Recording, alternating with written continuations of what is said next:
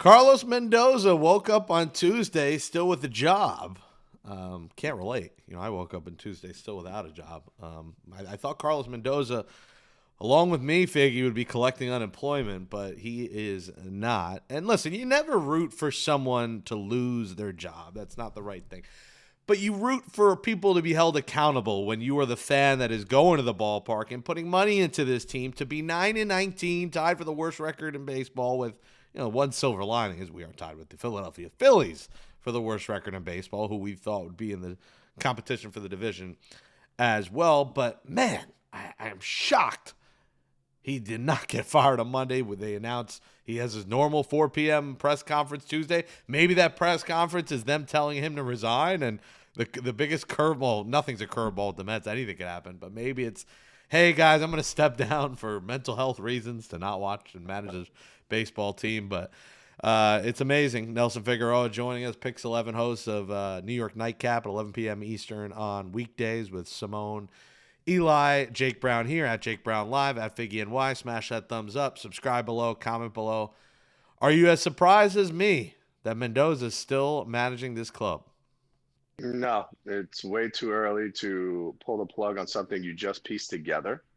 You're talking about, you're not even 50 games into the season, not even a fourth of the way, it feels like. And I think it's the onus has to be on the players, right?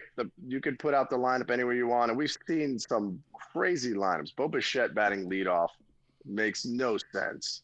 Absolutely no sense, but we see that. We've seen, probably 4 or 5 different guys in the leadoff spot. When Soto was out, you kind of jumbled who was batting in the 2 hole. You haven't found an identity for this team. And I think as players, you're looking for, well, I'm the number 5 hole hitter. I know what my role is. I know what my job is. I'm the number 2 hole hitter. I know what my role is. I know what my job is. They don't have that. They don't have that continuity. They don't have that. They haven't been all together.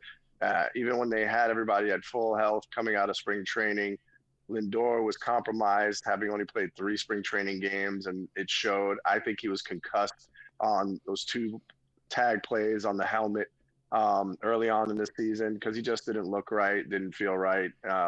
His mental side of the game wasn't there. You didn't see the smile, of a kid playing baseball and getting paid well to play baseball and playing baseball well. You never saw that with Lindor, so I'm not surprised that they didn't fire him. And let me tell you this way: if you're not going to send Carson Bench down for performing so poorly, then how do you fire Mendoza in that same time slot? You know what I'm saying? Yeah, I mean, Carson Benz just got here. I don't know if that's fair. This is year 3 for Mendoza, and the team has only regressed since the 89-win season. Well, you could say they only regressed, but they started out the season the next year as the best team in baseball. The OMG year, they didn't catch fire until June. But Figgy, so you made him a lame duck coach, meaning the leash was going to be short. And I get it's early, but it's getting early fast. And I'm very much in the early crowd. You're only in April, but the team looks dead in the water at 9-19. Like you would think, just for the sake of change. Maybe he doesn't deserve to be fired, but you think for the sake of change they would change it because he doesn't have this team prepared. And every button he's pushed this year, it seems to not work. Where first half last year it worked, 2024 OMG run it worked. Every button he's pushing is wrong. But you think he's pushing the buttons? See, I don't know if I buy it. Now, obviously the roster is on Stearns. And obviously Stearns deserves a lot of blame as well, but the reality is they're not replacing a team president in April. Like that's a much more extensive search.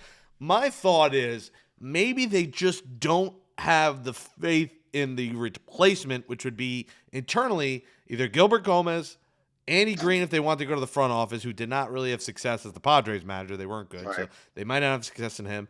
And then Kai Correa, who was essentially getting managerial interviews, who was on the cusp of maybe being the Carlos Mendoza next man hire, next popular hire.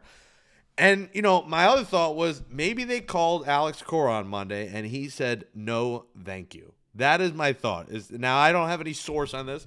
I had a source Saturday. I put out a text. No one believes little old Jake that Mendoza was on the clock. And I for my sake, for all the naysayers of my tweet, wanted him to be fired. So I could have said F you to certain people One of them whose mustache has a lot of space above his mustache and nose, who we talked about yesterday, who ripped me apart. But I had to throw another dig in there on that one. But and you know who I'm talking about. But anyways, I haven't taken my ADHD meds yet this morning, so we're struggling today. But what I'm saying is they may have called Cora, and Cora said, I am getting paid by the Red Sox to not manage this year. I will have a pick of the litter for whatever job I want when the season ends. Like Dave Dombrowski will beg him to come to Philadelphia. You know, David Stearns may not beg him, but David Stearns may say, hey, you know, if he's still the president in the offseason for the Mets, he may beg him. Like, my thought is Cora just would rather be on a tropical island with his family and relaxing this year and getting paid instead of jumping into a last place Mets with the Mets or Phillies. And then the Mets said, you know what? We don't go there. Let's give him, 3 more games and let him finish up the homestand. Yeah, I think if anything, you're looking at for Alex Cora, it makes no sense to jump right into somebody else's mess, something that you have no part of, and you're going to be expected to fix it when you can just start fresh next year. There's going to be even more job opportunities coming up open next year. I mean, they fired him after a 2-game winning streak with 17 runs being scored. I don't know if I've ever heard or seen that. We know famously had the Willie Randolph firing, right? No, he's fine. Get on the flight. Get to California, you're fired. Like during the flight, he got fired. Like what could? Well, you know what's funny? Who did the Mets play this weekend? The Angels, the same team. Yeah. Imagine they fly him Friday, and then Friday night or Sunday night, the flight back, they fire him. How crazy that would be. Yeah, no, history has a way of repeating itself, right? I just think for all intents and purposes, you cannot, unless it's managerial mistakes, and we've seen one that we could say, the Nico Horner, deciding to pitch to Nico Horner in that situation where he's one of the hottest hitters with runners in scoring position, blah, blah, blah, blah, blah. And you take your chances, you show your faith in your guys. I got it. You had Richard Lovelady, for Christ's sakes, in 3 games that were with the ghost runner on and the other team being the home team. You're just asking yourself for 3 losses right there. We talked about having guys in uniform who, more prominent names, a deeper lineup, a deeper rotation, a 6-man rotation, all these things that we talked about that they have never happened. They haven't happened yet. The 6-man rotation has not happened. The full lineup has not been together and playing. And when they were together in the beginning, and even when Soto first went down, they won 4 straight games. They scored 26 runs. They've scored 26 runs since then. And Soto's back, and now Lindor's hurt. And, I mean, there's a lot of things that are happening that you can't deny. You can't sit here and go, oh, it's Carlos Mendoza. Like, we saw Mickey Callaway make mistake after mistake after mistake, right? We saw Luis Rojas make mistakes as well. But you can't sit here and say that they're not prepared. They're not executing. That's the bottom line. They're not executing. And you can't fault the manager for a player not executing when it comes to, hey, 2 guys, second and third, nobody out. How many times have we seen bases loaded, nobody out, even when they're getting into the 9th, 10th, 11th innings, and they're not able to score runs? So when does a manager get the blame, though? When, I get it. It's not his fault, but, maybe do something different when you get the base loaded. Like, God forbid he ever lays down a bunt or steals a base. I mean, this team has lacked aggressiveness. Lay down a bunt. Lay down a friggin' bunt once in a blue moon. My God, what happened to the bunt? But I just think at some point, when is it Memorial Day? Like, is there a certain, my thought is they're going to give him the end of April. If they are swept by the Nationals or lose 2 out of 3, you fire him before the road trip. You put less pressure on the replacement because his first game won't be managed at home. He won't get booed out of town Friday. He gets 9 games on the West Coast. They come back. They play the Tigers and Yankees. And by that homestand, maybe they're back in it with a fresh voice. But I just don't think he inspires this group figure. And maybe I'm like the school of Terry of flip a table, yell in a press conference, but he's become robotic. And I know the players defend him. They're always going to defend a guy. Rarely is it the Bobby V in Boston where they're taking pictures while he's asleep in the office. We haven't hit those levels of pure ineptitude yet, but at some point, something's got to give, man. And I'm not saying firing Mendoza is going to change the Mets season, but these fans are sick and tired of this. And obviously, the added emotion of changing your roster, but you can't just keep trying out the same product and the same coaching staff every day. So it's great. It's great that you said that because the roster has been changed immensely, right? And then you go and add on top of the fact that you have a whole coaching staff that has changed. The whole coaching staff has changed. The only one that's the carryover is Mendoza and the bullpen coach. Um, so you have a whole coaching staff that are trying to figure out how to gel together, make this work. Everybody's got their own agenda of how to do things the way that they're used to doing things from the organizations they've come from. There is no continuity right now with anything of being a Met. The identity of being a New York Met is right now it's been ingredients thrown into a pot and we don't know what we're making. You think you're making you're talking about making a filet mignon, but you don't have those ingredients. So you have to be able to put things together that you have attainable, short-term goals. You know what? Winning a game sounds like a goal, but you know what? How about winning an inning? Change the mentality to let's win every inning. If we can win every inning, we probably win the game. They're not able to, and they're not repeatable, right? We're seeing some good moments, but a lot of bad moments because same old rhetoric. They're not able all those different things that make baseball fun. We gave so much praise at that Pirate series. You know, start out 11 runs, Paul Skeens knock him out in the first. That was all because Cruz dropped two balls, right? And then you had the home runs by Benj and Alvarez, and you're like, oh my God, what if, what if, what if? And then reality sets in, and you start seeing, okay, there's a reason why this kid's a rookie. There's a reason why Alvarez is always that, hit or miss kind of guy. But if he ever got some consistency, Luis Robert, tremendous talent at times, but there's a lot of, negative sides to his game that we've seen over the years. Like we gave so much praise of Polanco, all the moves. Oh yeah, look at them put in play. Look at these battled at bats. But the bottom line is this: they're not getting the job done. Runners in scoring position, they're still one of the worst teams in all of baseball. They have the same batting average as the Yankees, if not higher. I think they might have a higher team batting average than the Yankees. Okay.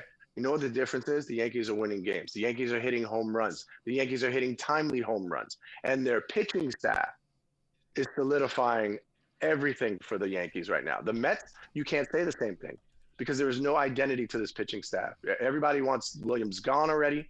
It's April. If you look at perennially, his numbers in April are the worst of his career. He's got a 4.5 ERA in April. Everything after that is 2.5 or lower. So I have to preach patience. I have to preach patience because you have no other choice right now.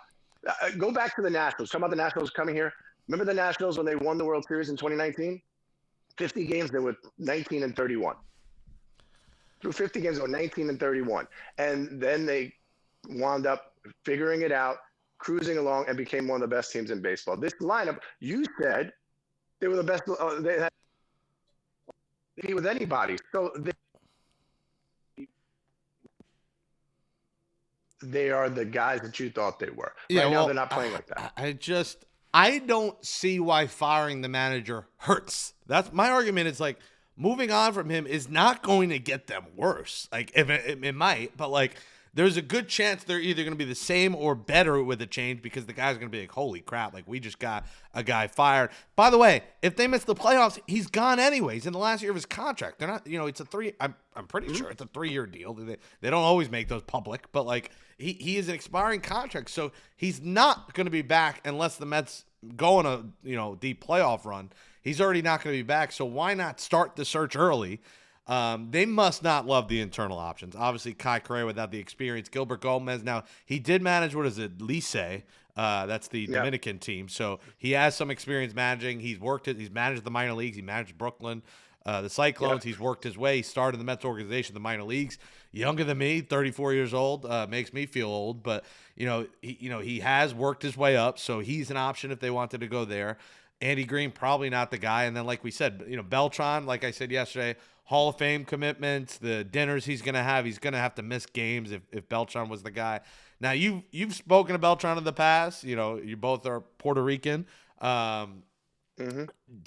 Is that a route? Like, it feels like in the off season, if they offered him the job, he'd say yes. But it feels like right now with all the commitments, and then it would be odd if the Mets are still out of it in September and they're putting his number up, and then he has a lineup card to put out there the same game. It's just the optics are kind of weird if he does take over.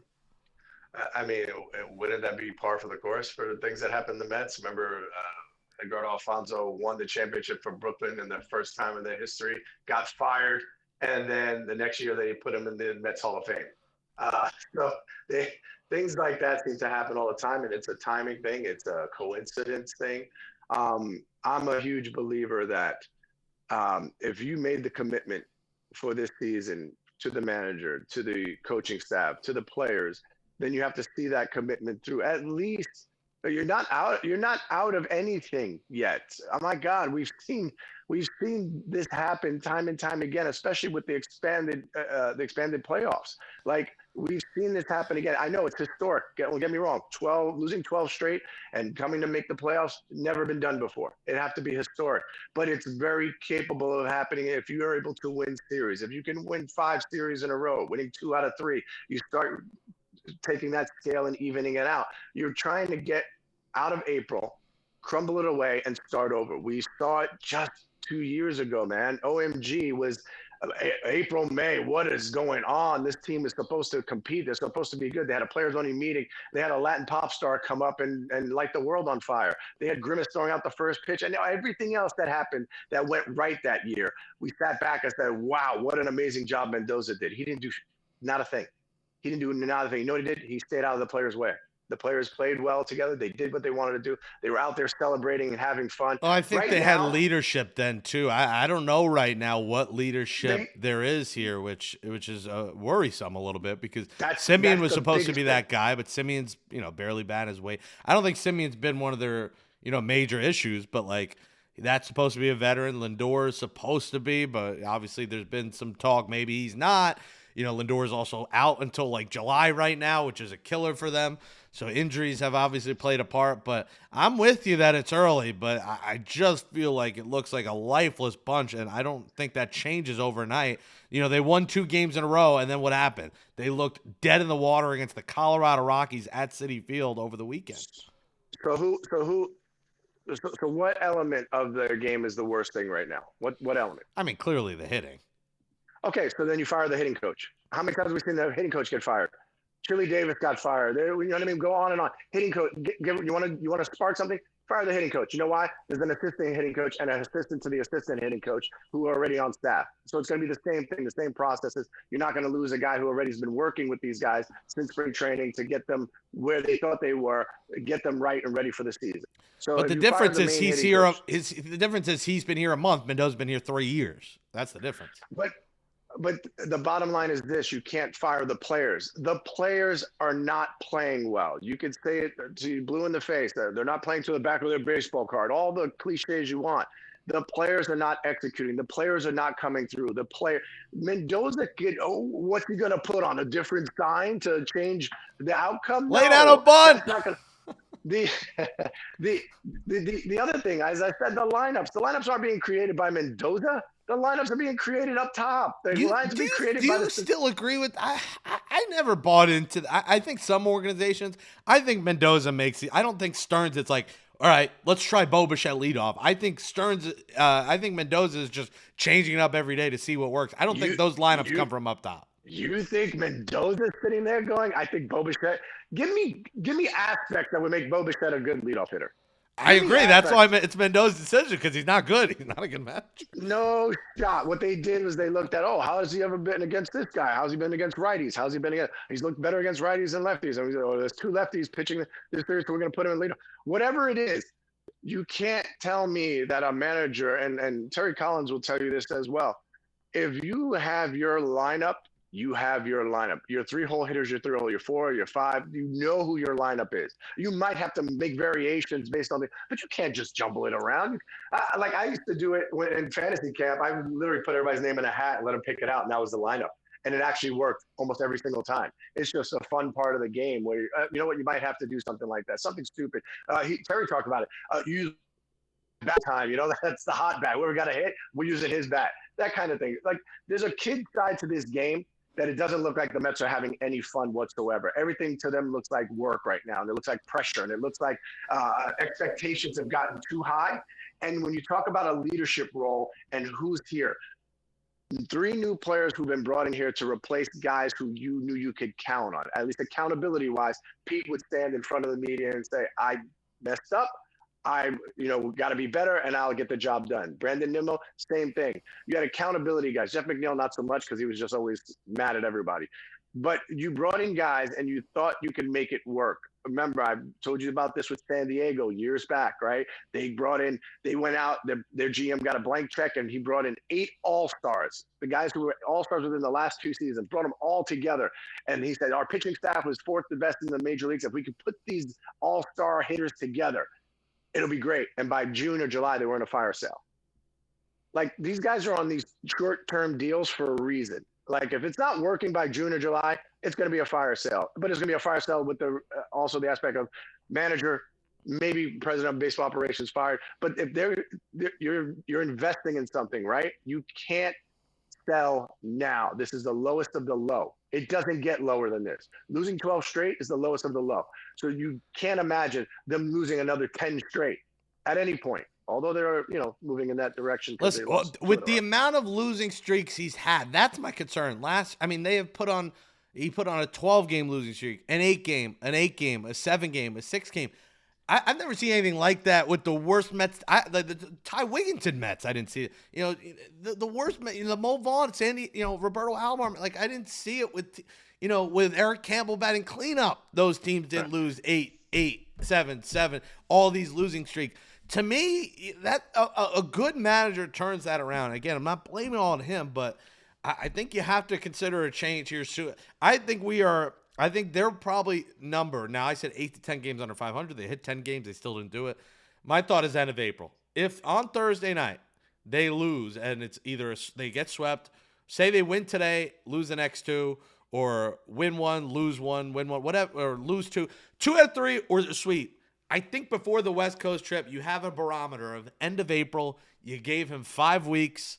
They didn't get it done. You move on. I think for optics, you have to do it. I think it is an optics thing at this point, Figgy. It's not exactly judging his job he's done. It's optics.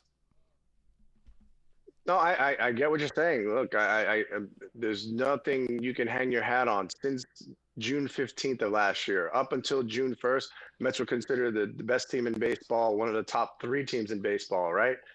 June 15th, when, starters started to go down, you lost Senga.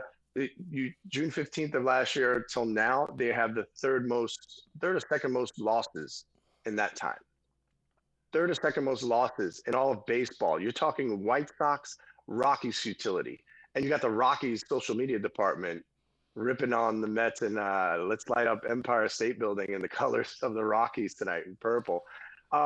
It's all bad right now. It's all bad, and I get it. I do. But I've been a part of teams that have been losing, and you get rid of the manager, and then it's almost like a lost season in itself, where it's the interim guys coming in, managing for that. The coaches know that their job is on the line because everybody's going to go, but it's the players. It comes down to the players. And I remember Davey Lopes, may he rest in peace.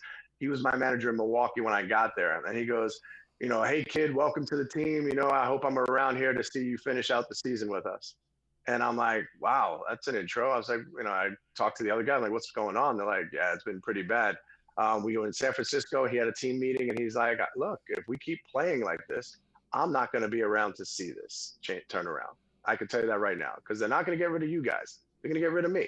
And he said it right to their faces. And that's the reality of it. Like, Mendoza can do only so much. He can try and figure out a way to explain so much. Were you ever part of a managerial change in season, and did that change the team season in your career? No. You were never part of one?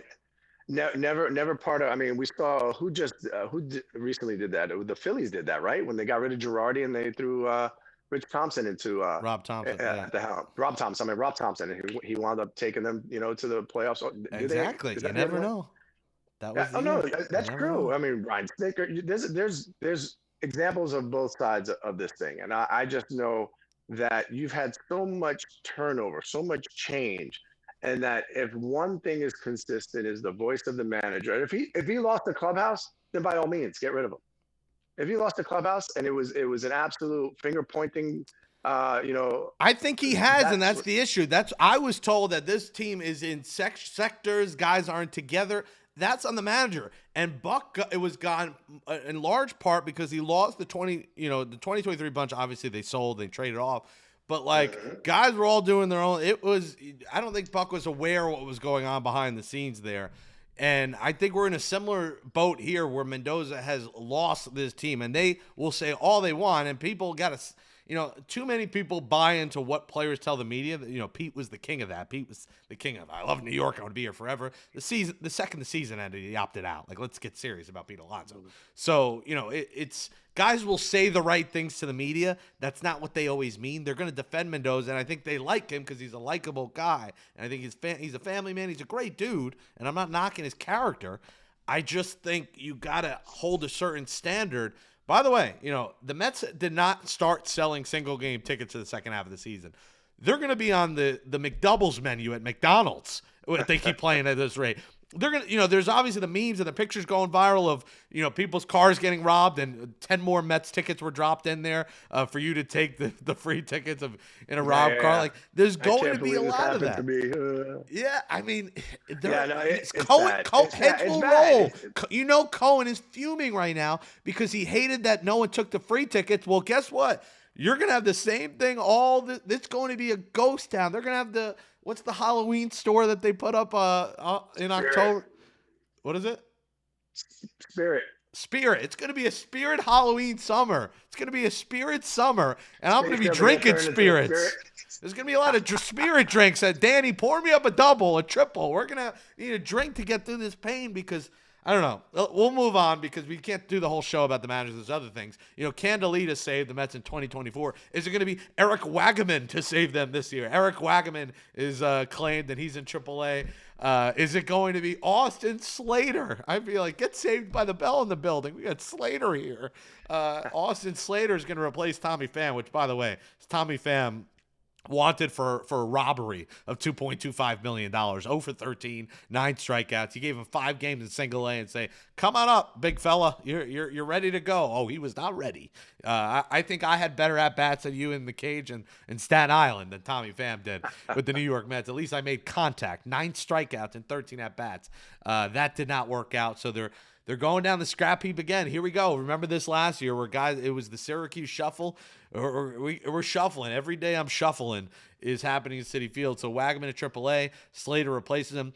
The good news is A.J. Ewing moves up to AAA. What a start for the year for A.J. Ewing. And these are names, guys, you're going to have to know because Mets are going to hit a point. The kids might not save him, Figgy, but they're going to need the kids to get up here. And A.J. Ewing might be one of them.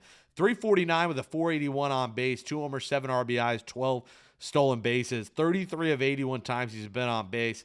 The issue there, second base and center field. You're probably not moving from Simeon because of his defense at second. You're probably not moving from Robert because, his usual defense at center, although he has had a Brandon Nimmo noodle arm this season throwing the baseball, and he's regressed like we talked about at the plate. Ewing's another name to keep an eye on, but we're going to come to a point here, Viggy, where they're going to try reinforcements. And, Ryan Clifford's a name I'm keeping an eye on. He's been striking out a lot in AAA, but that's a name to monitor. But they're not going to keep playing guys every day. And the two I want to talk about now, Brett Baty, Mark Vientos. The Mets came into this year hoping that they would take that next step. They went out of their way to not add other bats, to not maybe trade for my guy Yandy, not sign a Murakami who's got 12 homers and is about to set Barry Bonds' record for homers in base. Like, it's just unbelievable what Murakami's doing. Even a Ryan O'Hearn who the Mets could have had. I don't want to hear the Pete Alonso, Brandon Nimmo chants. What I might want to hear is a Ryan O'Hearn chant or a Murakami chant, because those are guys who went for cheaper than what the Mets paid Jorge Polanco, who are tearing the cover off the ball right now. Brett Baty, Mark Vientos, they're going to have to move on from these guys at some point. The leash has been too long for me on them. Yeah, I mean, you realize we're into year 5 on these guys. Year 5. The baby Mets are not babies anymore. You have to start talking about standard. You have to start talking about consistency. Like, we've seen them have streaks. We've seen them have stretches. Mark Vientos, you couldn't get him out in San Francisco. He was on base, it felt like 13 straight times. Balls were dropping into right, balls were dropping into left. When you looked at the stat sheet, you're like, wow, this guy's tearing the cover off the ball. Then you watch the at bats, you're like, another blooper, another, ball off the end of the bat, another jam shot that didn't make it to the third baseman. So there's the quality of the at bats. Brett Baty hits the 3-run home run the other night to get them on the board.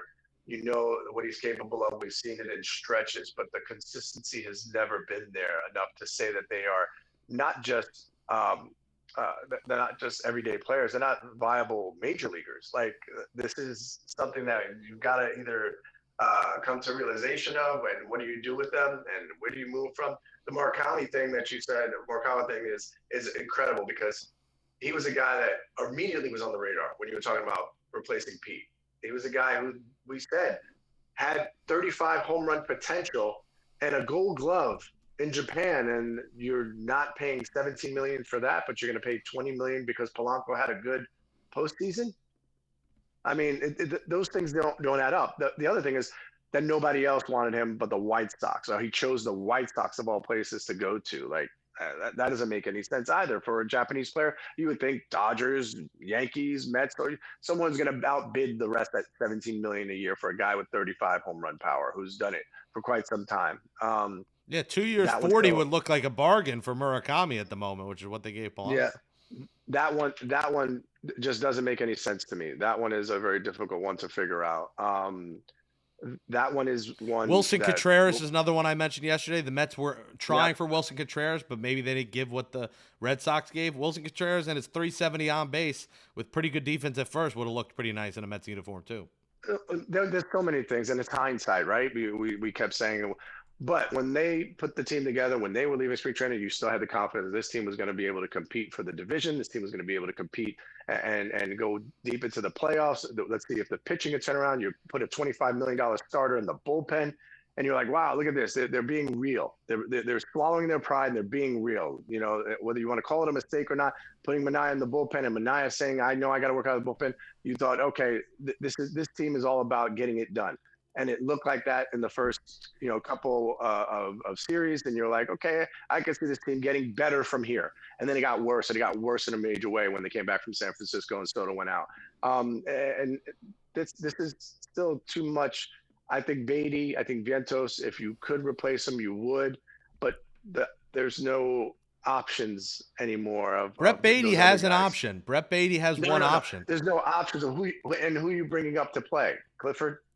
You could try Ewing and put him in a corner outfield spot. I mean, Soto not being able to play the outfield right now, or them not putting him in the outfield, would really hurt any kind of flexibility they have, because the DH spot is being taken by your best player, and you have to play him every day. But they really need Soto back in left field and figure out what the hell they're going to do in right field. But I don't know what the answer is, but I'm sick of seeing Brett Beatty hitting fourth and Mark Vientos hitting fifth or sixth. Like, Vientos was fine the first week of the year at first base. I said all offseason, I don't want to see Mark Vientos touch first base. We're starting to see that break. We're starting to see Vientos is not a good first baseman, obviously. Obviously run prevention is not happening. That hasn't been the biggest Mets issue. The biggest Mets issue is not hitting, and Vientos and Beatty are part of that not hitting. Brett Beatty, I said yesterday, Figgy, this guy gets more 3-ball counts and does not walk than any player in the history of the sport.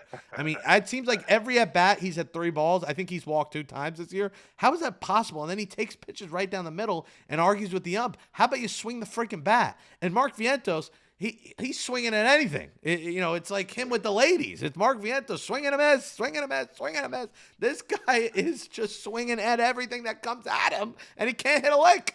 So, like you said, we're in year 5 of Beatty. I believe we're in year 4 of Vientos, or year 3, because technically 2024 is the first year you got a chance. But Beatty, we're in the 5th year of this guy, and he just, I'm sick of hearing, but the second half of 2025, he got it going. Okay, half of a year out of 5 years. Do that math. That means an absolute failure. So there's going to be a point he's got an option that they're going to have to option him, but the injuries have left them, like we said, there's not much room you can really operate with all these injuries going on, but there's going to have to be some kind of change. If you ain't changing the manager, you got to change the roster a little bit. It went from depth. Wow, what a great job. The depth of this team. You can mix and match. You can put guys here, put guys there. There's versatility. There's this.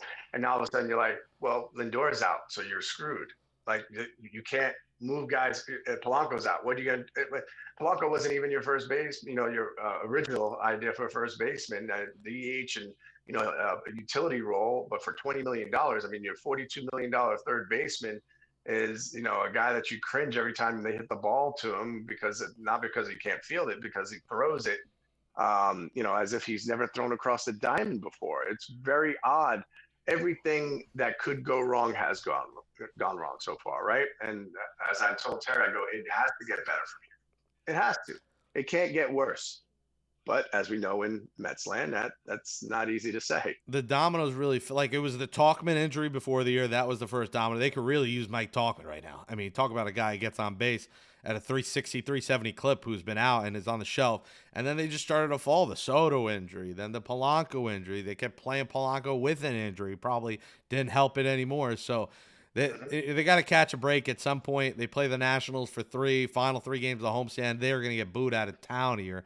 They really got to wake up now. I think, I thought this would be Mendoza's last series against Colorado. It was the perfect time to do it. They get swept by the Nationals, and you're telling me he's managing Friday, and people will shut the TV off. It's going to hit a point where you got to make a change for change, and get another sweep would mean a change. You just cannot lose 3 more and keep them around. All right, we want to rally the troops here, Figgy. So we're going to make a return. The Mets season is down the crapper at 9-19. We want to try something here on Mets Daily to get us going. So if you did listen to the Amazing But True days, we used to do the Nelson Figueroa Spanish Academy in honor of the Jose Reyes Spanish Academy in the Shea Stadium days. So we're going to take a trip to the Nelson Figueroa Spanish Academy, where I was really like a D+ student at the best. Can't roll my R's for the life of me. So tell us what phrase we were going to do, a common baseball phrase that we'll get the boys going. Tell us what it means. What's the phrase? And I'm going to give it a try. A rally cry when, say there's man on second and third, guy gets walked, now it loads the bases. The guy that's in the on-deck circle, the guys would normally yell at that guy, "Ponte palo tuyo." Ponte palo tuyo. What is it? Ponte palo tuyo. Ponte palo tuyo. Tuyo. Ponte palo tuyo. So I sound like I'm speaking Italian. I know. Like your mouth doesn't close all the way. Like your mouth is open the whole time when you're saying it. Now I want some chicken parm. Jeez. Ponte palo tuyo. I mean, what it means is go lock in, go for yours. Lock in, get yours. This is you know what I mean? This is the rally cry where you focus on yourself and your at bat here. We need you to lock in. That's what you want. Everybody to go for yours. Like there's no other thing that's needed than each one of these guys having great at bats, putting the ball in play, making something happen, and finding a way to get the job done. It has to get better. And we keep saying, oh, but maybe an off day, maybe getting back home, maybe. Yeah, nothing seems to be working yet. You got to start looking. What was it, Bull Durham? We need an old priest and a young priest, live chicken, all these different things to try and to spark the team. You hear that, Mets? Hola, Mets. Ponte palo tuyo. Is that it? Palo tuyo. Palo tuyo.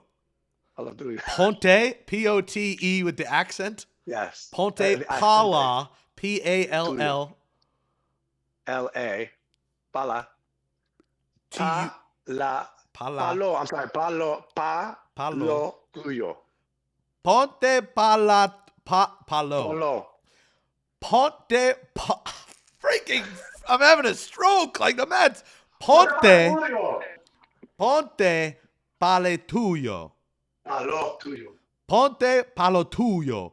Ponte palo tuyo. Ponte palo tuyo. Wake up, Mets. Ponte palo tuyo. Ponte palo tuyo. Ponte poopy polo poopo.